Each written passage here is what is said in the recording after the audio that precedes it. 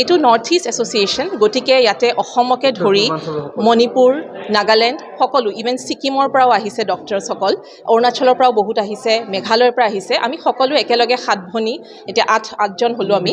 হয়, আজি পিডিয়াট্ৰিক oral health care, তাৰমানে বাচ্চাৰ যিটো সৰু শিশুসকলৰ যিটো মুখ স্বাস্থ্যটো লৈ পেলাই আমাৰ ইয়াতে আলোচনা হৈছে, আৰু আমি কি ধৰণে নতুন পদ্ধতিৰে নতুন টেকনিকেৰে তেওঁলোকক আমি আমাৰ চিকিৎসাখিনি আগবঢ়াব পাৰোঁ তাৰ বিষয়ে আমাৰ ইয়াতে চৰ্চা হৈছে।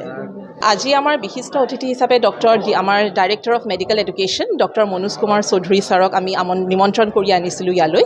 তাৰ উপৰি আমাৰ যিটো ইণ্ডিয়ান ছ'চাইটি আছে, আমাৰ paediatric dentistry, Indian society of paediatric and preventive dentistry, তাৰ যিজন আমাৰ প্ৰেচিডেণ্ট এতিয়া, তেখেতো আহিছে আমাক ইয়াতে উৎসাহ যোগাবলৈ।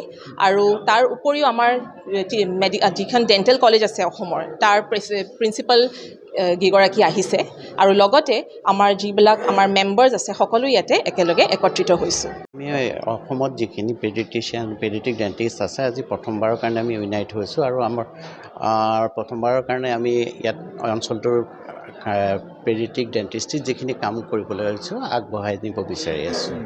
আমি সকলো পেডিয়াট্ৰিক ডেণ্টিষ্ট অকল অসমৰে নহয়, নৰ্থ ইষ্টৰ সকলোখিনি পেডিয়াট্ৰিক ডেণ্টিষ্ট আহিছে আজি ইয়াতে একত্ৰিত হৈছোঁ। আমি আজি এখন ৱৰ্কশ্বপো ৰাখিছোঁ তাৰ ওপৰত। সেই ৱৰ্কশ্বপত বিভিন্ন বিষয়ত পেডিয়াট্ৰিক ডেণ্টিষ্ট্ৰিৰ লগত কথা পাতিছোঁ। আজি বহুত ভাল লাগিছে, প্ৰথমবাৰৰ বাবে গোটেই নৰ্থ ইষ্ট ৰিজনৰ গোটেইখিনি পিডিয়াট্ৰিক ডেণ্টিষ্ট একেলগে গোট খাইছে।